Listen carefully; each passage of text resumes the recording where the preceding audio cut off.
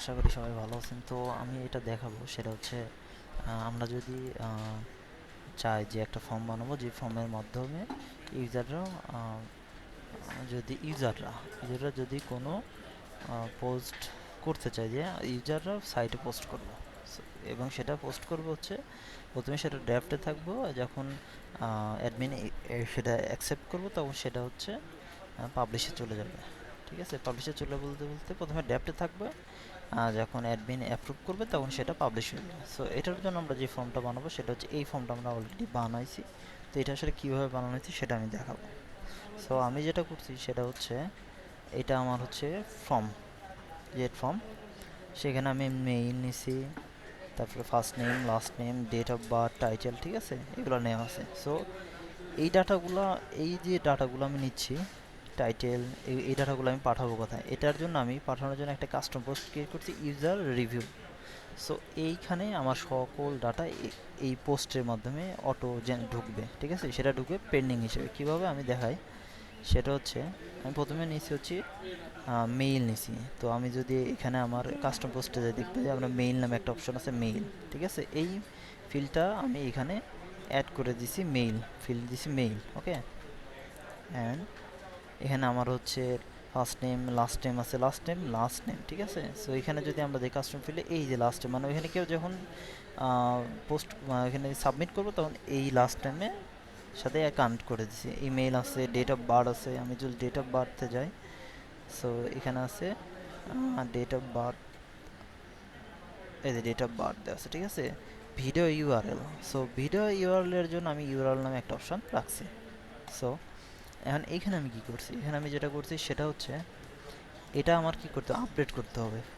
So update করার জন্য আমি এখানে ইনসার্ট আপডেট পোস্ট, ঠিক আছে, এখানে যদি আমি আসি, তো এখানে আমি দেখতে পাবো হচ্ছে সেম নাম, যে নামের কাস্টম পোস্ট ইউজার রিভিউ নামে যে কাস্টম পোস্ট আছে, সেম নামে আমার এখানে পোস্ট টাইপ আছে। এখানে আমি কি করছি, ওই পোস্টে ডাটা জন্য ওটা সিলেক্ট করে দিচ্ছি। ঠিক আছে, তারপরে এই স্ট্যাটাসটা কি থাকবে।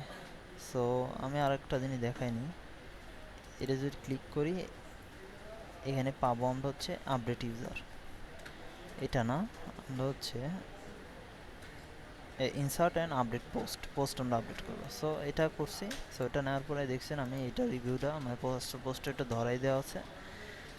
ঠিক আছে, এখান থেকে আমি এটা স্ট্যাটাস কী রাখবো, সরাসরি পাবলিশ দিলে অ্যাডমিনের অ্যাপ্রুভ করার দরকার নেই, কিন্তু পাবলিশ হয়ে যাবে। সো আমি এটা পেন্ডিং রিভিউ রেখে দিছি। ঠিক আছে, ওকে। তো এখন আমি মেইল, এটা যে মেইল, ঠিক আছে, মেইল কানেক্ট করে দিছি। সো পোস্ট মেটা সাথে first name, last name, post মেটা, এভরিথিং আমি এটার সাথে কানেক্ট করেছি। সব এই ফুল ফিল্ডগুলো কোথা থেকে আসতেছে, পোস্ট টাইটেল এই যে এখানে দেওয়া আছে, এখান থেকে আমি ধরছি। ঠিক আছে, title, date of birth. So এখানে যদি আমি যাই, লাস্ট নেম, টাইটেল, টাইটেল নিচে হচ্ছে সরাসরি পোস্ট থেকে টাইটেল নিব। ঠিক আছে,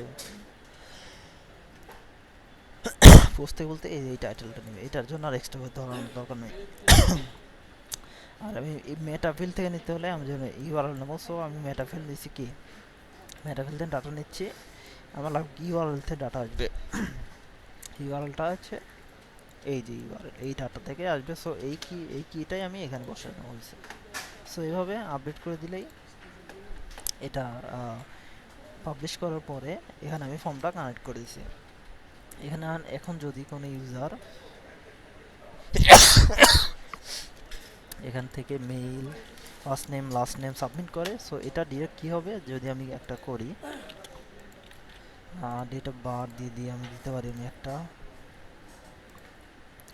সো টাইটেল, ইউআরএল, জাস্ট আমি এটা দিয়ে রাখি।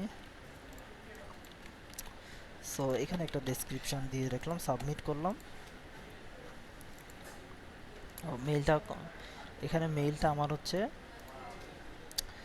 রিকোয়ার্ড করা আছে। ঠিক আছে, এই যে রিকোয়ার্ড। সো এখানে মেইলটা আমার দিতেই হবে। সো @ এটাই দিলাম, দিয়ে আমি যদি সাবমিট করি FSDF, ওকে। এখন আমি দেখবো এটা কিভাবে কাজ করছে। সো এটা যদি এখন আমি এখানে আসি, অল্প রিভিউয়ে আসি, সো এখান থেকে আমি দেখবো এই যে এটা অলরেডি আমার কি পেন্ডিংয়ে চলে আসছে। সো ডিরেক্ট এটা পেন্ডিংয়ে যাবে। ইউজ ক্লায়েন্ট যদি মনে করে এটা আমার ভালো লাগছে অথবা এটা আমি পাবলিশ দিতে চাই, পাবলিশে ক্লিক করলে এটা ডিরেক্ট পাবলিশ হয়ে যাবে। আর যদি ক্লায়েন্ট না যদি চায় না আমি এটা দেখাবো না, সো এখান থেকে ক্লায়েন্ট ট্র্যাশে ক্লিক করলে এটা রিমুভ ডিলিট হয়ে যাবে। ঠিক আছে, এই প্রসেসে এটা কাজ করবে। So thank you.